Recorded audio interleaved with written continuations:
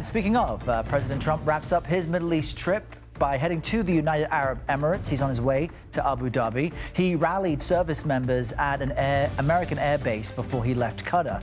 Earlier this morning, he spoke about negotiations over Iran's nuclear development, saying the country is lucky the U.S. is not taking military action against it.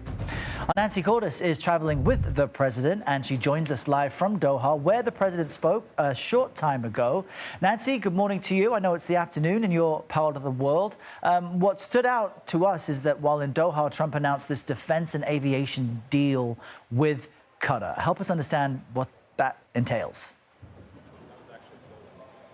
Right, eye-popping figures for sure, Errol. What the Emir of Qatar announced was that he was going to be purchasing at least 160 jets from Boeing, the largest deal of its kind, worth about $100 billion, possibly more. And that was in addition to the new purchases that he says he's going to make in American-made drones, in American-made military technology, missiles, and then the money that he said he would invest in this air base that we're at right now, Al Udeid. It is the largest U.S. military base in the Middle East. It is key to American military strategy in this neck of the woods, which can be a very challenging neck of the woods. And so the fact that the Emir and the president agreed that they would both be investing more money in this air base is another sign of the deepening ties between these two nations. And the geography of all of this is interesting, Nancy, because these three, Saudi, Qatar, and the UAE, are Persian Gulf nations. The president now heads to Abu Dhabi in the UAE, which has a close relationship with the U.S., but we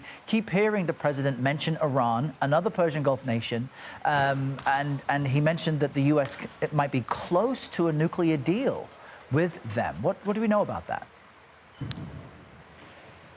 Right. That really came as a surprise. He sort of blurted it out in the middle of some off-the-cuff remarks that he was making at a business roundtable this morning in Doha. So we're waiting for more information and confirmation from White House officials about what exactly he means when he says that he thinks that Iran has more or less signed off on what the United States is seeking when it comes to slowing or stopping the Iranian nuclear program. Is that hyperbole, or has there really been some kind of breakthrough while the president has been here in the Middle East?